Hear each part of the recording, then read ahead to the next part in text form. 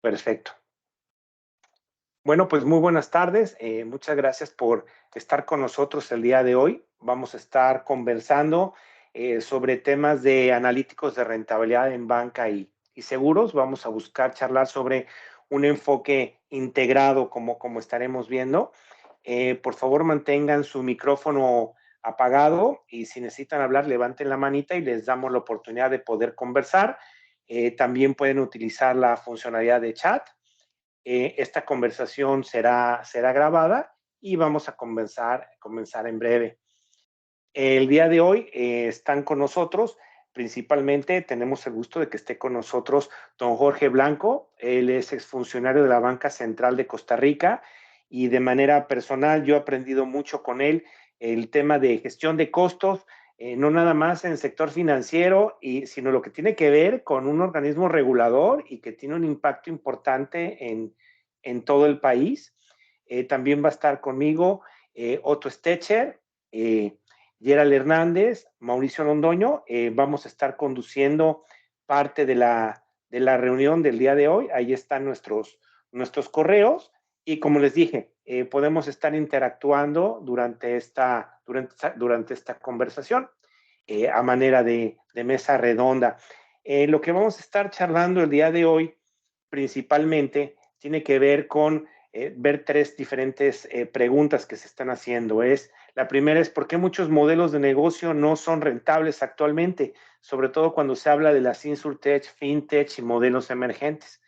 Una segunda pregunta que trataremos de contrastar es cómo desplegar con éxito un modelo integrado de análisis de rentabilidad, que sea desde el análisis hasta la optimización.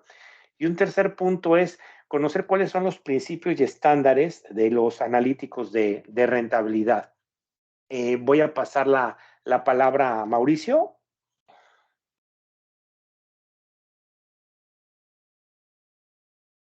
Algo pasó. Bueno, hablando en temas de modelos de negocio, vamos a ver que pues existen muchas promesas incumplidas, ¿no? Parte de lo que vemos todos los días en la industria es, por un lado, que el sector financiero está creciendo, que el sector financiero tiene grandes oportunidades para poder estar operando. Sin embargo, al mismo tiempo vemos también en las noticias de que no todas las instituciones son capaces de generar rentabilidad. Como en este caso, podemos estar viendo que solo el 5% de las fintech mundiales actualmente pues son rentables, ¿no? Podemos ver que las startups, según Bloomberg en línea, tampoco sobrevivirán en los próximos 18 meses y esto se debe a muchas falencias que hay en el modelo de negocio. Y por otro lado, también tenemos a directores como el director general de Chase Manhattan, de Chase JP Morgan, el cual nos dice que próximamente vamos a tener eventos adversos más graves a lo que estamos viviendo el día de hoy. Y bueno, pues alrededor de todas estas promesas incumplidas que tienen muchos modelos de negocio, también vamos a estar viendo que no nada más la inflación, sino escenarios de recesión van a estar afectando en cómo hacemos banca y cómo adquirimos seguros y cómo nosotros se la estamos otorgando los que formamos parte del sector financiero. Entonces, estos cambios que están pasando, vamos a ver que es muy importante considerar qué características tiene el modelo de negocio. Mauricio, ¿querías agregar algo en esta parte? Gracias. ¿Ahí me escuchas? Sí. ¿Me escuchas? Ok. Sí, muchas gracias, Pedro. Sí, quería agregarle a un tema adicional, Pedro, es que no está habilitado la cámara también, Pedro, pero bueno, no importa. Es que hoy actualmente, digamos, según nuestro último análisis de benchmarking, la apertura de cuentas pasivas activas en esas compañías fintech está alrededor entre 7 y $26. ¿Sí? Aproximadamente sin onboarding, pero digamos alrededor de en ese escenario, mientras que en los escenarios, digamos, de la banca tradicional de 8, pero la diferencia es que en la fintech todavía el promedio de ingreso clientes alrededor de $15, mientras que en el mercado tradicional estamos hablando casi $200 por cliente. Por tanto, pues sin duda, eso lo que significa, Pedro, es que tienen un proceso de estar descubriendo cuál es el cliente, cuál es el segmento, cuáles son realmente esos clientes y no apuntarle a todos, sino a los enfocados a los que permitiría llegar a ese escenario.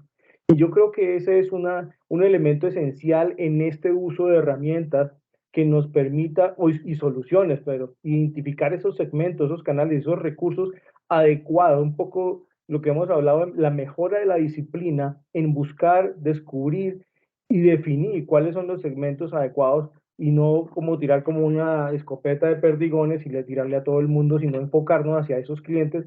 Y eso es aplicable hoy, sin duda, a la banca digital, que está claro, pero también a la inclusive banca tradicional, sobre todo porque ahorita con todos los cambios que esperamos ver, sobre todo el tema regulatorio y impuestos, hará cada vez más complejo ese descubrimiento de cuáles son los clientes adecuados dependiendo del segmento o canal que estemos trabajando. Por eso creo que es indispensable pues desarrollar este tipo de herramientas, las cuales vamos a ver a continuación. Gracias, Pedro.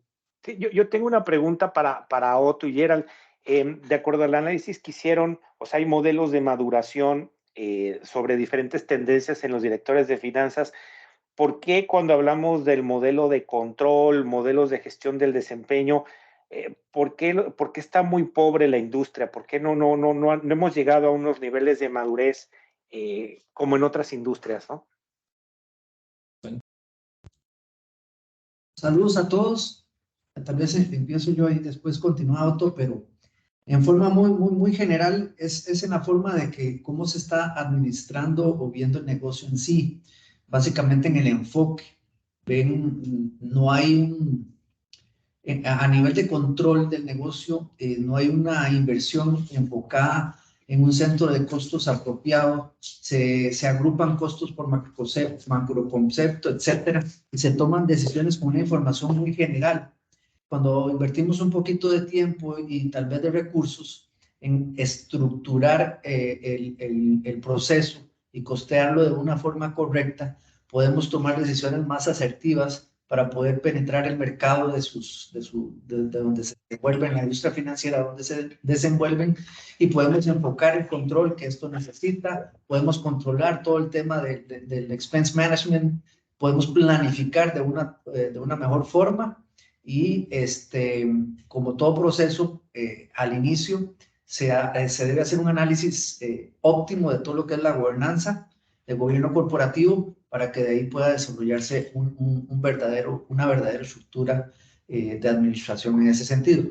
En adición a lo que ha mencionado el Gerald, no solo bancas, sino en general las organizaciones que en alguna manera han sido muy exitosas en la generación de utilidades, a veces entran en una zona de confort. Encontramos bancos grandes en la región que, como mencionaba ayer, ni siquiera tienen una buena estructura de centros de costo, pero tampoco invierten. Tienen sistemas que no están integrados, entonces toda la parte de contabilidad analítica es casi inexistente. Es decir, existe información de cubos, etcétera, pero cada quien lo maneja como puede en cada una de sus áreas, pero no existe un modelo que abarque toda la organización. Entonces hay un tema cultural de por medio y muchísimo menos un modelo orientado hacia la planificación y el manejo, obviamente, de capacidad instalada y un modelo, digamos, de mayor nivel o de madurez. Entonces, los bancos en general, aunque se basan en tecnología, la tecnología no necesariamente la invierten en esta parte, la invierten en otras cosas. Entonces, hay un rezago importante que al final golpea el negocio y le genera una gran cantidad de horas o tiempo muerto en recopilar información y construir data para tomar decisiones, cuando podrían tener algo a nivel de todo el banco que les podría dar todo lo que necesitan en un solo lugar. Eso es un tema como general en todo tipo de instituciones financieras. Claro. O sea, hemos visto, por ejemplo, bancas, seguros, uniones de crédito, que hay esta brecha importante que hay donde se confunde lo que es la contabilidad analítica con la contabilidad financiera o los modelos incluso de costo tradicionales. nosotros lo que estamos recomendando es tener un enfoque que despliegue toda la parte de Profitability Analytics en 3 estrategias principales que estaremos viendo a lo largo de esta sesión. El primero tiene que ver con crear un mandato. En este crear este mandato, vamos a ver por qué es importante crear una cultura adecuada, generar un apoyo, un buy-in por parte de los usuarios, de la información, y conocer esos momentos de prueba donde hay negociaciones, conflictos en la toma de decisiones para poder generar acciones. Un segundo elemento es cómo corregir la información. Vamos a ver que es muy importante medir lo que es relevante dentro de la organización, poder tener una arquitectura tecnológica que haga sentido, incluso aunque haya muchos espaguetis y muchos sistemas especializados, como desde el área responsable de Profitability Analytics debe de tener ese orden de los datos y una taxonomía que haga sentido en el uso de la información. Y como tercer parte tenemos la parte de despliegue del talento. Una vez que tengo la información, cómo va a ser utilizada esta información para procesos de toma de decisiones, y cómo podemos colaborar con la gente para desarrollar sus capacidades y cómo modificar esa mentalidad de la información, de esa actitud ante la información para la toma de decisiones.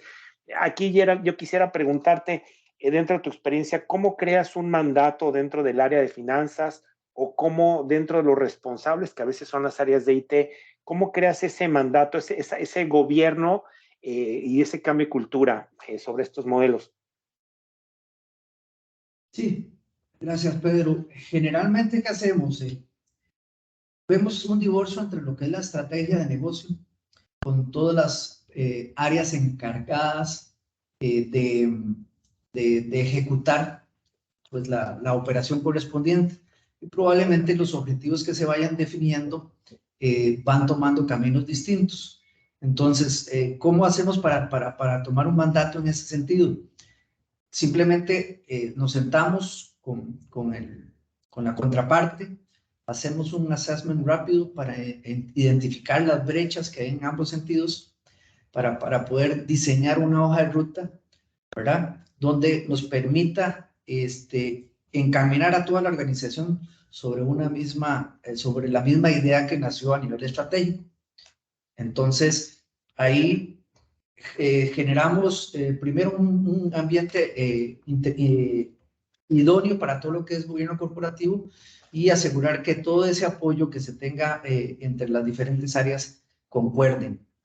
Utilizamos tecnología para eso, que vamos a hablar más adelante, pero la idea principal es esa. Generalmente hay esas brechas entre los dos puntos y vemos cómo lo están organizando y tratamos de reorganizarlas en conjunto. Es muy importante esta parte, tomar el camino de forma conjunta, porque al final al final y al cabo los dueños de los procesos, los que conocen más bien o de mejor forma el negocio son los clientes, ustedes mismos, y ahí es donde vamos haciendo los ajustes de acuerdo a nuestra experiencia. Básicamente. Gerald, por ejemplo, cuando hemos tenido, y los que forman también parte aquí de este foro, parte del Institute of Management Accountants, nosotros hemos definido diferentes tipos de profesionales en las finanzas, donde no todos reaccionan por igual, donde hay unos rezagados, el típico que ni quiere ni puede, hay otro que es el crucero, que es el financiero que aprende uno determinado mandato, tiene a su cargo un proceso y lo va a mantener muy bien, pero no lo va a mejorar y tampoco lo va a empeorar. Tenemos el frustrado, que a veces quiere ser como muy innovador, sin embargo no tiene los recursos, no tiene los datos o su organización no está preparada. Y tenemos el financiero dinamo. ¿Cómo trabajas, Gerald, con estos perfiles? O sea, cuando hablas con financieros, ¿cómo operas con ellos? ¿Cómo los motivas? ¿Cómo generas ese cambio cultural? Definitivamente, a pesar de que estudiamos contabilidad, administración de empresas, finanzas, etcétera, sí hay que tomar mucho en cuenta, más ahora con los nuevos perfiles generacionales, el tema de motivación. Definitivamente hay que identificar cuáles son esos KPIs personales, por hablarlo así, que encienden esa motivación. Sí hay que pasar por un proceso de inducción, por decirlo así, y motivarlos cómo el nuevo modelo de negocio les va a beneficiar en sus objetivos personales a nivel profesional.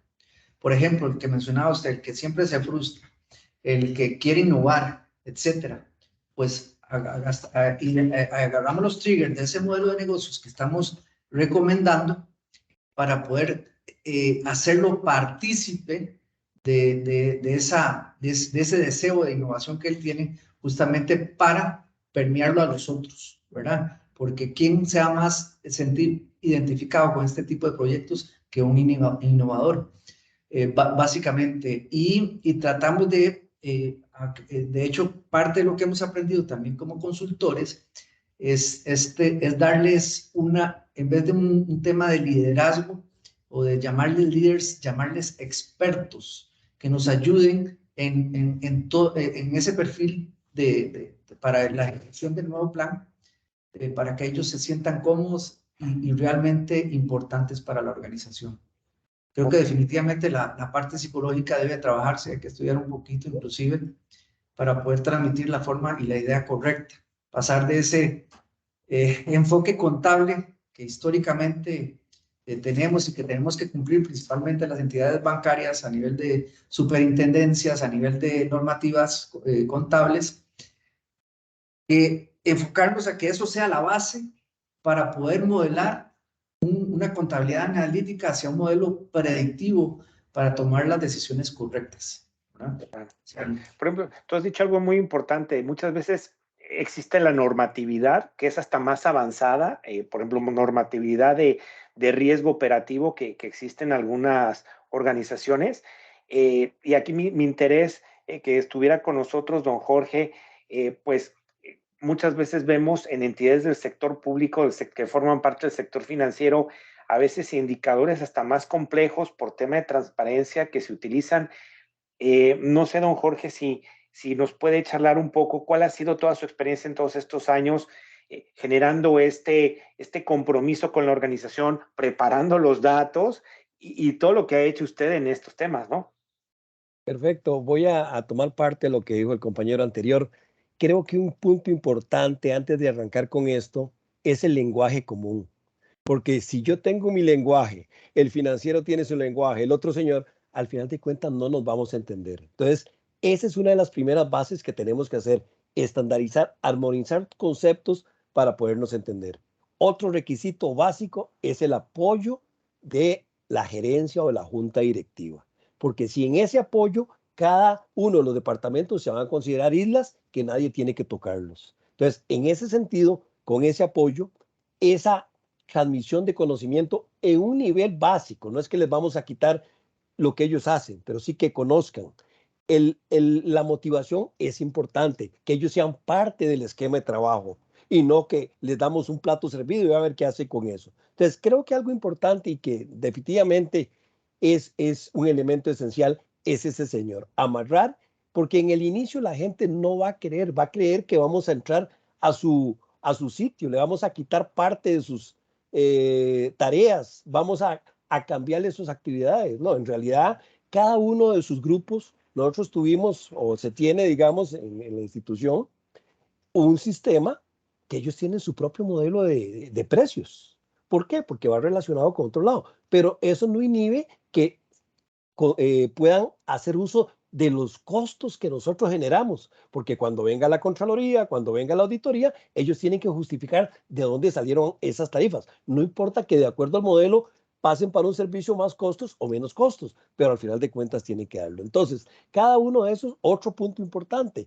digamos la gente de la división económica, para ellos es su sectorcito, ellos son los especialistas, ellos son los maestros, solo ellos saben hacer las cosas y no se pueden medir. Déjenme tiempo porque yo soy el que lo hago. Bueno, esa es parte también que se llega a motivar y en ese sentido, digamos, nosotros en la institución tuvimos un 100% de recolección de información para generar los costos. Claro, fue una transición donde cada uno se fue abordando, se les dio entendimiento y como les decía, una armonía y un lenguaje común que permitió que sus datos con los de nosotros fueran estandarizados. Otro punto que lo citó Gerald es la contabilidad como tal. Tenemos la contabilidad, tenemos presupuesto, tenemos la analítica y cada uno con un catálogo de cuentas diferentes. Esa es otra cosa que tenemos que armonizar, porque de lo contrario, cuando vamos a hablar con la gente de presupuesto, cuando vamos a hablar con la gente de la contabilidad, cada uno ve para líneas diferentes y no nos entendemos. Entonces, yo sí considero, y esa es una de las cosas que también tuvimos oportunidad, es que cuando se está desarrollando el sistema contable, se le dé ya, digamos, esa luz y esa orientación y esa visión para que pueda servir para el modelo analítico o el modelo de costos. Así es. Aparte de lo que usted ha dicho, don Jorge, es en esta tercera estrategia, o sea, creamos el mandato, vamos a hablar de cómo corregir la información, cómo es importante medir lo importante, simplificar la arquitectura tecnológica y ordenar los datos. Aquí lo que vamos a ver es cómo tener un modelo desde que se analiza hasta que se optimice de manera integrada, ¿no?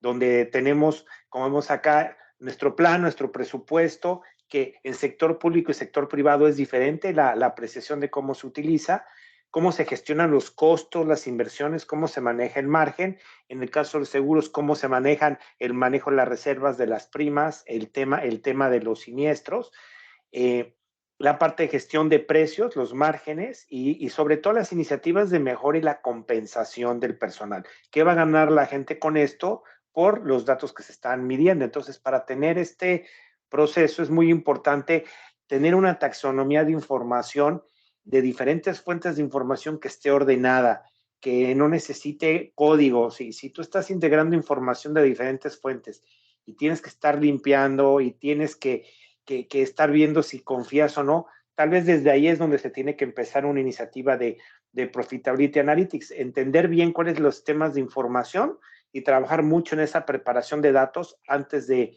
hacer cualquier otra cosa. Otro punto importante es ya teniendo esos datos, se tienen bien definidas esas reglas, se emite la información conforme lo esperado. Aquí lo importante es poder tener una apreciación adecuada de lo que se tiene que hacer. Nosotros decimos que debemos de analizar primero, ¿qué voy a ganar con esto? ¿Cuáles mis necesidades de información? En base a las necesidades de información se establecen los modelos, los procesos y se preparan los datos. Pero ¿cuál es mi viaje? ¿Cuál es el plan que debo tener? ¿Cómo voy a modificarlo? Hay diferentes, los expertos han definido 4 niveles de madurez. Un nivel de madurez que es el inconsciente, donde siempre soy reactivo, integrando bases de datos, integrando Exceles, integrando reportes.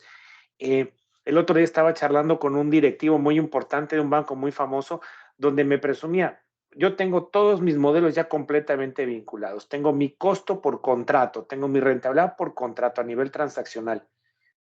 Bueno, ok, sin embargo, si necesito hacer un RAROC, un modelo de rentabilidad que está en riesgo, pues es reactivo para generar ese informe y tiene que sacarlo del supersistema y no está preparado, o un costo por transacción, o hacer un análisis de punto de equilibrio. Si no tiene esa información a la mano, sigue siendo, aunque tenga los mejores sistemas, sigue siendo reactivo, ¿no? Otro punto es ser consistente, como ya tenemos un proceso estable, repetitivo, que podemos estar operando.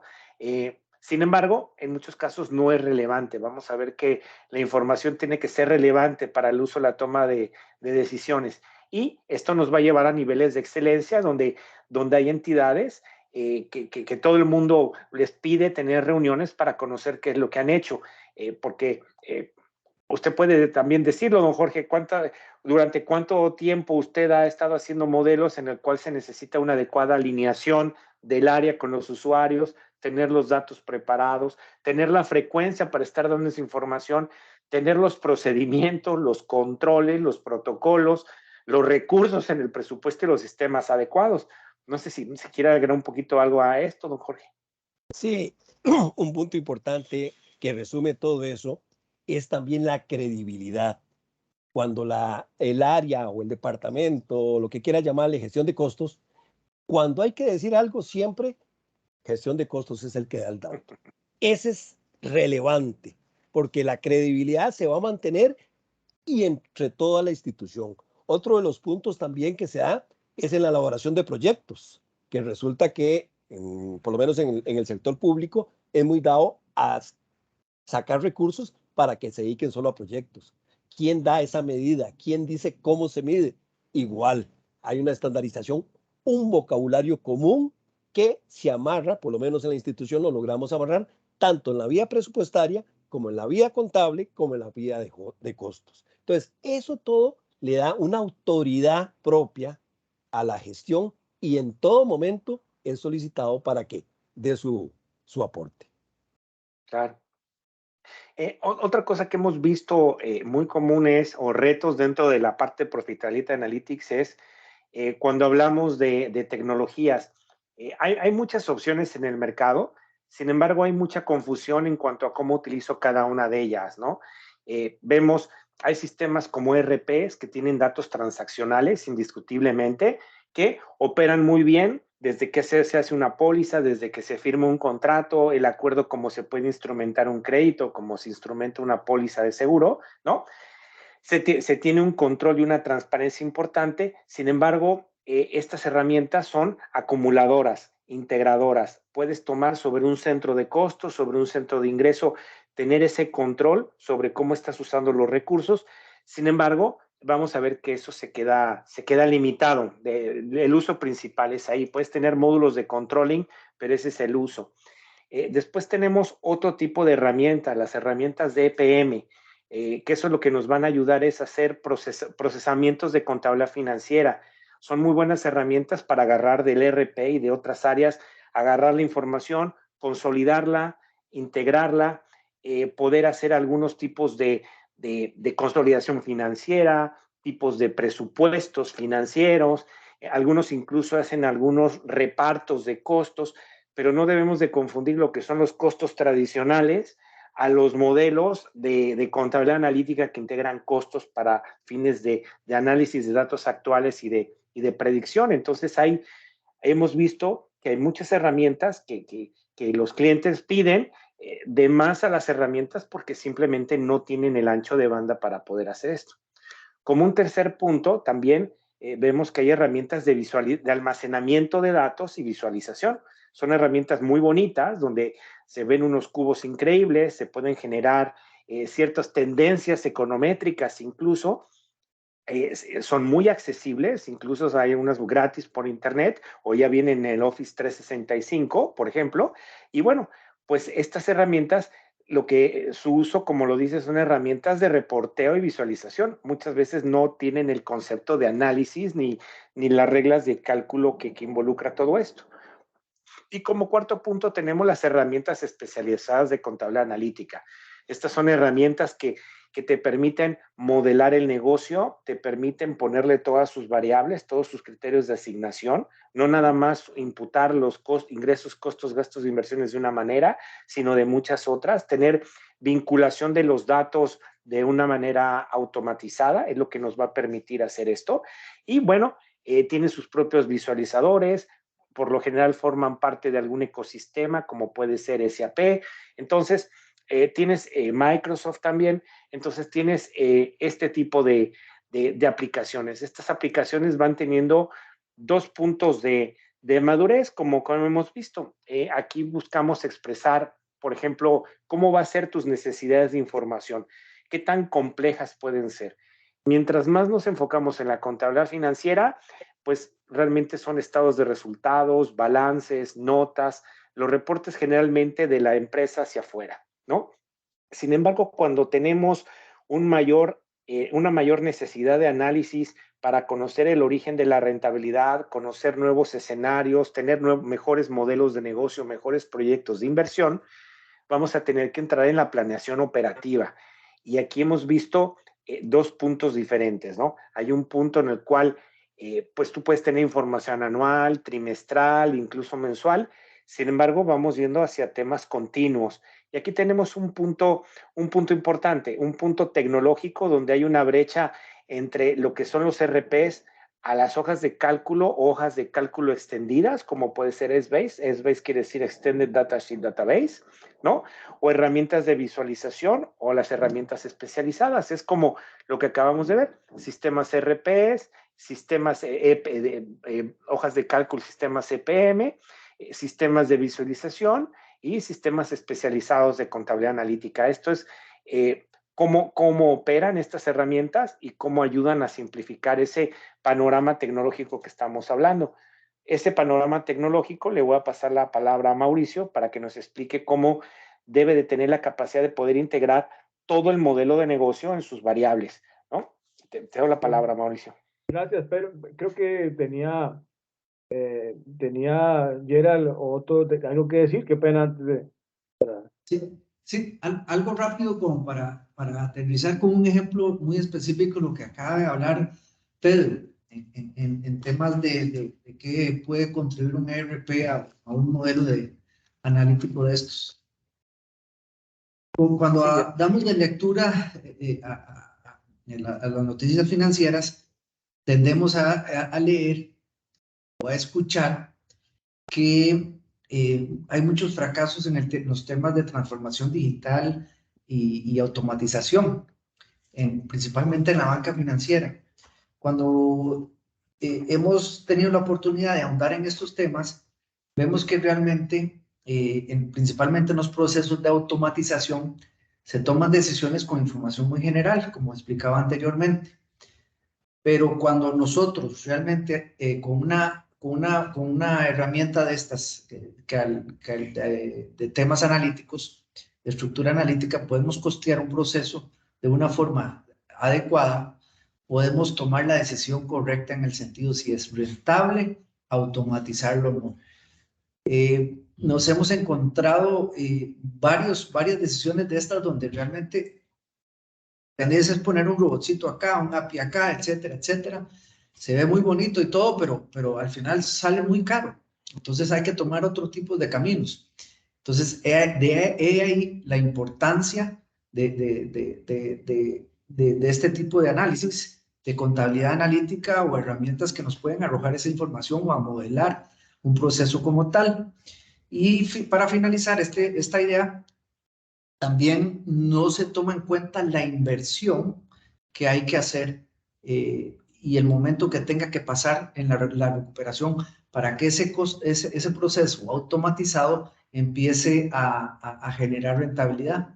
Y tal vez no es el momento adecuado, principalmente nos encontramos en temas de pandemia, que no era el momento adecuado porque afectó tanto el capital de trabajo en vez de hasta deteriorarlo, en lugar de, a través de esa automatización, traer de vuelta una rentabilidad adecuada. Básicamente, adelante. Gracias, Otto y Gerald. No, y un poco retomando lo que ustedes hablaban del cambio cultural, un tema de estandarización de procesos, un tema de entender el modelo de la industria. Lo que hemos siempre desarrollado y planteado en nuestra metodología es un modelo muy holístico, un modelo que utilice, digamos, en este caso, la metodología del Canvas y en este caso es la metodología del modelo de negocio. Y es que el modelo que desarrollemos, planteemos, que nos permitan descubrir qué unidades de negocio hay que seguir reinvirtiendo, Gerald o doctor Jorge, o realmente necesita primero identificar, ponernos de acuerdo en qué es lo que queremos medir. Y un poco de ese queremos medir es, en ese sentido, es incluyendo, identificando cuál es la promesa, cuál es la oferta de valor, ¿sí? Incluyendo cuál y oferta de valor de acuerdo a cada segmento que queramos impactar y desarrollar, definir los segmentos, los productos o los canales en los que le vamos a llegar, los productos tanto activos pasivos en el caso del financiero, los procesos propiamente hechos y los recursos donde vienen esa identificación de aclarar cuáles son las cuentas contables, los centros contables, los que pega cada proceso, cómo le pega ese proceso, cómo se mide ese proceso, para definir adicionalmente uno, pues, de acuerdo a cada uno de los segmentos, cuál sería su modelo de ingresos y su modelo de costos. Y teniendo en cuenta más que hoy actualmente, con el incremento de tasas de interés que es bastante considerable y además que se espera, yo voy a decir en el caso colombiano, pasamos de tasas de interés de captación de dar desde el 6, 4, 5% al 13% efectivo anual, pues estamos hablando que el costo del fondeo de toda la industria, y yo creo que no solo es Colombia, sino toda Latinoamérica, inclusive en otras regiones, se hace necesario un poco cada vez más hacer ese cambio cultural para que sea más data driven, para que la gente tome decisiones no sobre que como dice Gerald, no, muy bonito el iPad, muy bonito la automatización, sino lo que vale la pena, lo que tiene sentido, porque hay una cosa que tenemos clara, el mundo de los recursos gratis y baratos se acabaron. Y por tanto hoy lo que hay que hacer es buscar exactamente cuáles son con los recursos que existen disponibles, cómo hacemos sostenible el futuro, no solo para los neobancos, sino para la banca actual en su proceso de transformación, que va a requerir, sobre todo porque creo que en el futuro vendrán no solo mayor competencia, sino más intervención y un incremento de costos en toda la estructura, que realmente es indispensable desarrollar modelos que nos permitan esa identificación de qué es lo que mejor podemos para hacer la institución, para que podamos garantizar una rentabilidad tangible sobre el patrimonio invertido, que realmente es escaso. Ahorita que después de muchos años, de 10 años, donde la tasa de interés no hacía barato, pues el capital parecía gratis, pero ya no lo es. Y por A mí me tanto, gustaría... pero pues en esta actualmente es enfocarnos en eso, en lo que sea rentable y lo que tenga sentido. Sí, a mí me gustaría agregar, Mauricio, sobre este modelo de negocio, ¿qué es lo que pasa? Que hay como tú dijiste, hay muchas promesas incumplidas. Hablamos de modelos digitales, hablamos de inversiones importantes en aplicaciones tecnológicas, medios de pago, consultores, empresas de tecnología, hablando de cómo debe ser el sector financiero. Y sin embargo, nosotros que somos expertos de modelos de planificación y rentabilidad, vemos que muchas de estas fintech, insurtech, incluso en bancos ya muy maduros, cuando invierten en este tipo de aplicaciones no son rentables simplemente porque el modelo de negocio no les da y no lo visualizan como lo estamos viendo ahora, ¿no? Pero es más, no lo digo yo, digamos, el último documento de Accenture donde hace el seguimiento, básicamente es que el ingreso promedio de un cliente anual en un neoban es de $12, pero más o menos, y el costo de conseguir ese cliente, estamos hablando entre $60, $70, ya de entrada están perdiendo por cada cliente. Entonces, la verdad es que si podemos integrar este proceso en el toma de decisiones, pues la eficiencia en la optimización del capital puede ser toda. ¿Sí? Y puede ser toda y puede realmente ayudar a que estas instituciones enfrentar en este concepto que yo creo que si viene un tema complicado en el futuro, podemos, digamos, navegar más fácilmente de una forma más holística y no cortar costos por costar, sino invertir donde corresponda, ¿sí? Sino donde efectivamente esos recursos hacen sentido, ¿sí? Para la industria, para el negocio y para el cliente, sin duda. ¿Sí? Así es. Por ejemplo, Gerald, Otto, viendo este análisis, aquí estamos mostrando un ejemplo de una base de costos de un banco donde tiene que reducir costos. Normalmente, ¿qué es lo que recomiendan para poder optimizar esa base de costos, ¿no? O sea, cuando tienes el modelo, ¿en qué se fijan? Voy a mostrar tal vez unos 3 ejemplos diferentes, porque pueden haber muchas áreas.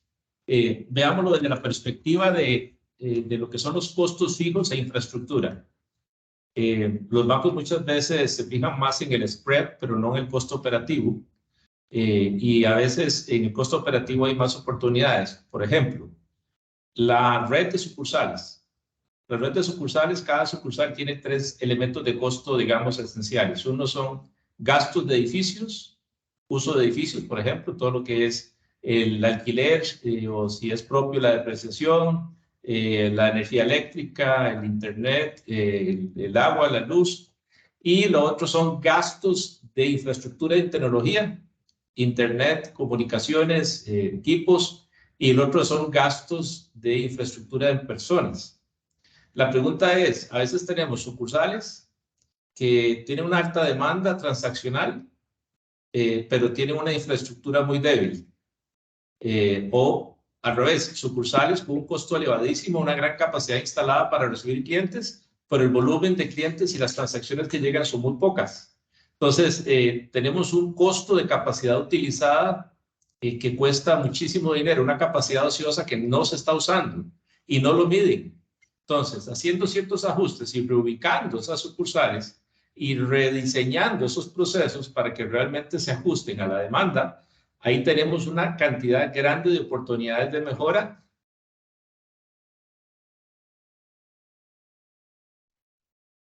una cosa, hay ejemplos muy claros, no solo eso de mejorar la estructura de costos, sino hasta segmentar el tipo de oficinas, ¿no? Digamos, me refiero es que en el mundo hay oficinas transaccionales, hay oficinas de advisory, hay oficinas de captar, hasta enfocarse de acuerdo a este segmento donde está ubicada, las características que tenga sentido, no solo el costo, sino también hasta el mismo cliente. O sea, para que una oficina que tenga todos los servicios de advisory donde nadie va a ir a conseguir advisory. Entonces, creo Correcto. que sobre eso es lo que creo que tú lo que estás diciendo no solo es, sino hasta la misma estrategia de canal, ¿no? Porque, Sí, y el otro gran tema ahí es dónde están las grandes oportunidades en un concepto que se llama el costo de servir. Es decir, hay procesos que tienen que ver con el producto, pero hay procesos que son muy específicos del cliente. Entonces, el costo de servir define muchas veces el margen neto final que se gana el banco. Les voy a dar un ejemplo típico que nos pasó hace un tiempo.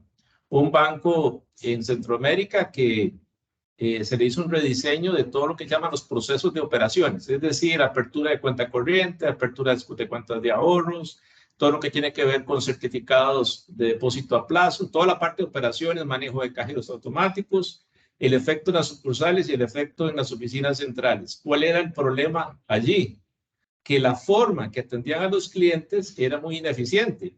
Entonces teníamos a veces aperturas de cuenta corriente que duraban muchísimo tiempo porque en todos los trámites, indiferentemente de lo que el cliente pedía, siempre le pedían los mismos documentos, siempre le pedían lo mismo. En algunos casos ni siquiera tenían un checklist, es decir, el proceso era muy costoso y tampoco, como usted mencionaba hace un ratito, segmentaban. Es decir, habían clientes que se podrían atender de una forma virtual de forma digital y otros que por el negocio que traen se les podría asignar, por ejemplo, un ejecutivo de cuenta. Esos cambios y esas mediciones, dependiendo del tipo de clientes, generan una contribución muy, muy grande al final. De ese ejemplo que les mencioné, se generaron beneficios promedio de más de un 30-35% del gasto operacional, simplemente con solo mejorar el proceso. Por ejemplo, si un cliente llegaba y era atendido en plataforma, es decir, donde está el ejecutivo, y luego iba a cajas, ¿por qué tiene que volver a plataforma o regresar a cajas para hacer lo mismo? Se cambió el concepto de dónde el cliente podía pagar, se cambió el concepto de qué clientes deberían de ir a la sucursal y cuáles no, se mejoró el proceso e inclusive basado en eso se reestructuró el tamaño de las sucursales. Ahí hubo ahorros muy, muy grandes. Es decir, si hay un negocio donde se pueden lograr grandes beneficios de este tipo, es en el negocio financiero, en el negocio de intermediación. El otro gran tema era el tipo de cliente que se atendía. Porque aquí el sentido es, si un cliente no está dejando rentabilidad, no es eliminar el cliente de mi lista de clientes. Eso es un gravísimo error, porque si yo quito clientes, lo que estoy haciendo es trasladando el costo fijo y el costo de servir de esos clientes a los otros clientes que son rentables y ya los otros no lo van a hacer. ¿Cuál es el cambio importante? Identificar cuáles son los clientes que no generan ganancia por el costo de servir. Sabemos que hay clientes que llaman 50 veces al día, no son buenos pagando, consiguen préstamos obviamente no estándares y le genera obviamente al área de análisis y de desembolso mucho más trabajo. ¿Qué es lo que hay que hacer? Resegmentarlos. Quiero decir con resegmentar es atenderlos de una forma diferente. Si antes usted le asignaba un ejecutivo, aunque sea una empresa importante, busquemos un esquema híbrido donde los ejecutivos los orientemos bien a los clientes que nos generan más. Esa estrategia produce un incremento sensitivo e importante en el margen neto. No sé si necesitan algún ejemplo más, con muchísimo gusto. Por ejemplo, ahorita estamos mostrando una curva de ballena donde se ve un mismo producto, cómo llegas a tener, llega un punto donde maximizas tu utilidad y sin embargo los demás te empiezan a comer esa utilidad generada. Pero mira en esta siguiente gráfica aquí vemos cómo, pues lo que tú decías, cómo puedes generar análisis de capacidad, ¿no? O sea, cada cliente tiene una capacidad que quitar o poner, fomentar determinados segmentos, como decía Mauricio, puede afectar el resultado final de la organización, ¿no? Por un tema de capacidad qué es lo que le está pasando también a muchos insurtech y fintech que no tienen la capacidad ni siquiera la mínima para poder cubrir su punto de equilibrio, pasar su punto de equilibrio, ¿no? Es más, si lo llegan a calcular, muchas veces ni siquiera calculan eso, ¿no? Ni siquiera saben cuánto les cuesta las cosas. El pecado de hoy en día no es tener un producto deficitario. El pecado está en tener un producto que genera pérdidas y no saber qué es lo que lo compone, no haberlo medido, no saber qué está pasando. Estamos tratando a las empresas bajo un esquema que se llama el esquema de caja negra. ¿Qué significa caja negra? Sabemos que entra, sabemos al final qué es lo que sale y que se refleja en el estado de resultados, pero no tenemos la menor idea de qué pasa adentro. ¿Cuánto nos cuesta cada transacción? ¿Cuánto me cuesta a mí hacer una transacción de pago de un préstamo en ventanilla? ¿Cuánto me cuesta a mí hacer una llamada a un cliente para hacer una gestión de cobro? ¿Cuánto me cuesta a mí administrar todo el proceso del manejo de la bóveda en una sucursal o en oficinas centrales? ¿Cuánto me cuesta a mí reaprovisionar de dinero un cajero automático en una zona no central, de acuerdo con el volumen de transacciones que se hacen en ese cajero? Otto, Que y son por temas helicóptero, básicos. Otto, y además por helicóptero, ¿no? Porque pasa, Sí, Cierto. pasa. Don Jorge, no sé así si es. quiera charlar un poco su experiencia, sobre todo la importancia de tener esos costos muchas veces que la gente puede verlos muy detallados, pero al final de cuentas, cómo se gestionan y cuál es ese beneficio. Voy a poner un ejemplo como esos que están poniendo para que vean en la institución en que trabajaba lo que sucedió. El Banco Central tiene sus bóvedas y ahí tenía todo su dinero, y los bancos que requerían dinero tenían que venir con sus carros, recogían los dineros y el transporte, y aunque Costa Rica es un país pequeño, pero de frontera a frontera tenían costos y tiempo, etcétera. En este momento el modelo se invirtió y los bancos comerciales le pagan al Banco Central por guardarle la plata del Banco Central. Pero ¿qué pasó? Ellos vieron que aunque le paguen, es más barato tener una custodia en una de las provincias lejanas, porque si requiero dinero no tengo casi costo. Entonces, esa fue parte, igual en la parte operativa. Nosotros, el banco tiene inspectores que van a hacer visitas a las diferentes instituciones. Se necesitaba transporte, el banco tenía transporte interno, llegó a tener, ¿qué? 30, 40 vehículos. En un momento dado, no digo que costo lo generó, pero con la información de costos se comenzó a reflejar. ¿Y qué pasó? Cambiamos el modelo. Y en este momento, si acaso, yo creo que habrán 3 vehículos en el banco. ¿Por qué? Porque contratamos los servicios de una unidad de taxis. La ventaja es que el taxi siempre estaba donde el empleado estaba. No había que mandar el chofer, que esperara, etc. Y así se fueron dando una serie de situaciones que al final de cuentas uno dice, pero ¿cómo voy a pagar yo si yo necesito eso? Pero al final de cuentas la banca o el cliente de frente se dio cuenta que le era más conveniente pagar porque aún así tenía menos costos que lo que estaba generando, además de la oportunidad. Claro, claro.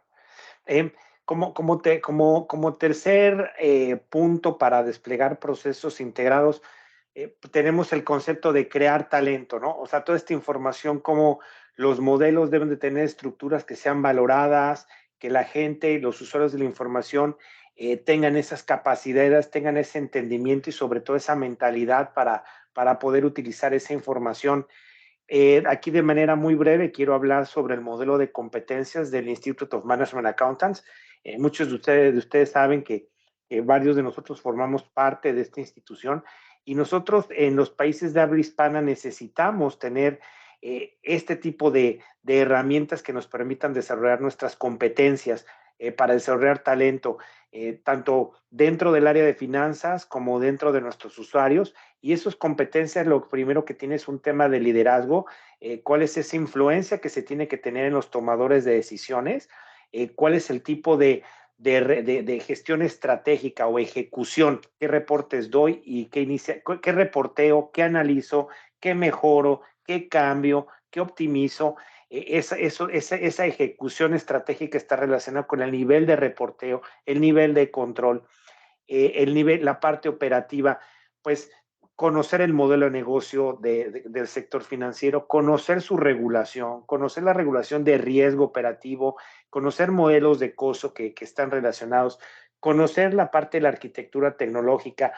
Vemos en el mercado que hay mucho gurú de tecnología, científicos de datos. El que seas tú científico de datos no quiere decir que tú seas un experto en información analítica para la toma de decisiones financieras, ¿no? ¿Cómo sabes qué principios utilizar? ¿Cómo sabes los temas de principios de causalidad? ¿Cuáles son las normas que tiene nuestra profesión? Entonces es importante que el que se meta en estos temas de arquitecturas tecnológicas entiendan que hay ciertas taxonomías, ciertas regulaciones que están ahí y sobre todo con el tema de la parte ética, ¿no? Vemos que hay muchas organizaciones que es generar información por generar o a veces hasta mentir en los reportes, ¿no? Entonces, sí es importante tener ese manejo ético. A mí me gustaría dejar estos minutos para un intercambio de preguntas, de respuestas, de comentarios. Con mucho gusto podemos abrir los micrófonos para conversar. No sé si algunos de todos nuestros asistentes pues que tengan algún comentario, preguntas, les paso la palabra.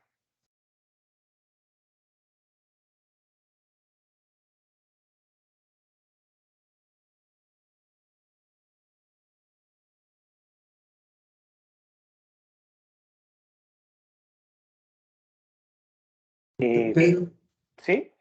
no sé si es que nos pasó lo han deshabilitado los micrófonos. Si pone la manita, con eso yo puedo, bueno, yo le voy a poner un mute all, ahorita todo el mundo puede hablar con todo gusto, ¿no? Sin ningún problema.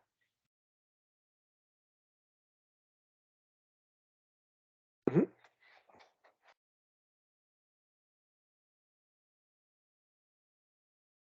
Bueno, pues dentro de las cosas que ya previo para cerrar el día de hoy, pues dentro de lo que hemos visto hoy son como les dije, 3 estrategias principales a manera de resumen. Uno es crear el mandato, buscar antes de invertir en cualquier tecnología o gente externa y todo es cómo creas tu área, cómo estructuras tu área, cómo vas a relacionarte a nivel a la alta dirección, mandos medios, mandos bajos, a lo ancho y largo de tu institución financiera. Cómo vas a ver esos momentos de prueba con tus usuarios, es muy importante. El segundo tiene que ver con pues, simplificar el panorama tecnológico, qué tipo de la moda lo que te acomoda, cuáles son las estructuras financieras, las estructuras de bases de datos, indicadores, modelos de visualización, la seguridad que tienes adentro, uso de servidores, etcétera. Cómo tienes que tener una taxonomía, una arquitectura que haga sentido en tu organización. Y el tercero es el desarrollar talento. Con toda la información que voy a generar, cómo voy a dar un impacto no nada más en mi institución, sino también en mi sociedad, en mi industria. Muchos de ustedes forman parte de esta industria, forman parte de otros foros y pues son ustedes bienvenidos a las reuniones que frecuentemente hacemos aquí en el Innovation Lab de BDO o las reuniones que tenemos de IMA o con otros partners, son ustedes bienvenidos. No sé si alguien quiere, no sé, alguna pregunta o algo, o pasamos a despedirnos cada uno de ustedes en su caso, con algún comentario final. Acabo de habilitarle los micrófonos que estaban deshabilitados, entonces, perfecto. con gusto, cualquier consulta estamos a la orden. Sí. Don Jorge, no sé si quiere usted a manera de resumen algún comentario final del día de hoy. Bueno, sería reiterar que, digamos, en una buena gestión de costos necesariamente se requiere el apoyo gerencial, si no es difícil llevarlo a cabo porque, como lo decía, muchos departamentos se ven como islas y si usted llega, creen que les va a quitar parte de su trabajo. Uno de los también que nos dio mucho resultado fue a nivel de cada departamento, nosotros generamos, y se generó una política de costos aprobada a nivel gerencial, donde había un responsable de cada departamento que se coordinaba directamente con la gestión de costos. Eso nos permitió hacer un compromiso y esa persona era el enviado a canalizar todo lo de costos. Nos dio muy buen resultado porque así no podíamos, con poco personal, no podíamos atender todo, pero generando ese empower a esos funcionarios nos permitió, digamos, ampliar eso. Otro de los puntos que también se citó por ahí, nosotros creamos un concepto que se llama costo escritorio, que don Otto lo citó ahí a grandes rasgos, que el costo escritorio era el espacio utilizado, la tecnología y los equipos y el mobiliario que se equipa y las personas. Y esa era una tasa básica que nosotros dábamos para cuando habían proyectos o se tenía que generar o se tenía que un proyecto nuevo, una oficina nueva, ya teníamos lo que llamábamos un costo escritorio. Ese fue un elemento que nos generó bastante credibilidad y muy utilizado. Y otro de los puntos que también creo nosotros pudimos mantener, y lo vuelvo a reiterar, es la credibilidad. Por lo menos mientras nosotros estuvimos ahí, cualquier dato que se requería siempre era la oficina de costos. No importa quién, y hasta la junta directiva, que eso fue otro de los puntos importantes, necesitaba ver que los datos de costo, los datos contables y los datos presupuestarios debían converger, que ese es otro punto importante dentro de la credibilidad, Pedro, y para todos.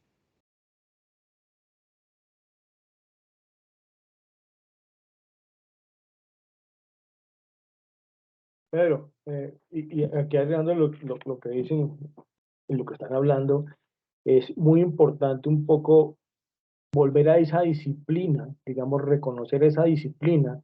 Obviamente, eso implica una capacitación muy importante para que las decisiones se tomen conscientemente. Es decir, si se va a quemar dinero, como usted es la costumbre ahorita para hacer nuevos productos, seamos conscientes de que estamos quemando y hasta dónde. Sí, para tomar buenas decisiones de qué es lo que sirve y lo que no sirve, debemos tener los conocimientos profundos de lo que funciona, hasta dónde y cómo eso nos va a impactar la rentabilidad de nuestro patrimonio. Yo creo que es el mensaje, creo que entre muchos lo que hemos recogido aquí, y pues por mí muchas gracias y les agradezco la participación. Bueno, de mi parte, demos el paso, los incentivo a hacer ese paso no de cambiar la contabilidad, porque eso hay que respetarlo y estructurarlo como debe ser, sino que sea la base para poder transformarlo a una contabilidad analítica que le permita tomar las decisiones más asertivas y no nos compliquemos, empecemos desde lo más sencillo hasta lo más específico, lo menos complejo a lo más complejo a la hora de ir haciendo los análisis, y así se van a tener mejores resultados. Adelante y espero que les haya servido. Creo que alguien quiere hacer una pregunta. Adelante. Torres, el señor Torres. Sí, hola, soy Miguel Torres. Sí, tengo una duda en cuanto a, o sea, la contabilidad analítica, o sea, en mi experiencia, ¿no? Hay como dos formas que suelen hacerlo, ¿no? Uno es en la contabilidad, le incorporan la información analítica, ¿sí? Entonces, cada vez que registro una transacción, de todo lo que va sucediendo, le voy incorporando toda la abertura de conceptos, segmentos analíticos que quiero luego analizar. Y otra es que no lo meto en los libros contables y lo hago en alguna otra herramienta, módulo, etc. En la banca, ¿qué soléis hacer? O sea, ¿vais registrando cada transacción con toda la información analítica? O luego en algún otro lugar es que consolidan la información para explotarla. Bueno, si me permiten, vamos a ver, vamos a explicarlo, a tratar de explicarlo sencillo. Los balances de comprobación se van a respetar al 100%, ¿verdad? Que esa va a ser nuestra base transaccional. Y efectivamente, de esa información la vamos a cargar a un modelo ya estructurado de acuerdo a su industria, en este caso la industria bancaria, para poder costearlo de la forma correcta, en el sentido de cómo usted ejecuta los procesos, cómo usted le incorpora actividades al mismo. Entonces, al final vamos a sacar una rentabilidad o un modelo financiero contable con todos los outputs que usted necesita para tomar una decisión como si fuera un cirujano. Si yo tengo que modificar un proceso, ya yo sé cuáles de las 3 o 4 actividades específicas me están afectando la rentabilidad. Pero efectivamente, pasamos de la información que arroja el ARP para modelarla en un estado, en el ARP. Gerald, sí, Gerald, y te acuerdo lo que sé, Gerald, pero digamos, inclusive lo dijo en principio, ¿no? Sin duda hay una balanza contable que se mantiene un estándar específico y que de ahí no se cambia. De ahí, obviamente, de eso requiere una estructura de centro de costos adecuada, una gestión de base de datos adecuada, que te permita extrapolar esa información que está en contable, inclusive no en la contable, sino en los centros de costos, en cuentas contables, inclusive hasta centro de beneficios, pero de ahí se traslada a un modelo que con algunas otras variables, llámese drivers de asignación de costos, drivers de actividad, de uso de capacidad instalada para hacer y tomar estas decisiones a ese nivel que nos dice Gerald, casi que como un cirujano, y se puede desarrollar así. Es como una continuidad de lo que hoy conocemos una contabilidad financiera, y por eso se llama contabilidad analítica o contabilidad de costos, digamos, y tiene todos esos pasos, pero requiere ese conocimiento de inclusive lo más importante es entender cuál bien es tu modelo de negocio para saber si estos centros de costo que hoy tienes reflejan esa estructura y cómo se puede eso convertir en procesos. Pero no se hace todo al mismo tiempo, no se hace, sino que son paso a paso, porque no sería, sería algo muy, digamos, es algo que no lo puede manejar, o por lo menos que no está diseñado para eso. ¿Sí? Claro, porque SAP en las nuevas versiones de HANA Sí. vende que lo vas a tener todo en los layers y que va a ser automático y en cambio, por ejemplo, Oracle no te deja, no es tan amplio en eso, es decir, te deja hasta un límite y luego te fuerza a hacerlo en otras herramientas.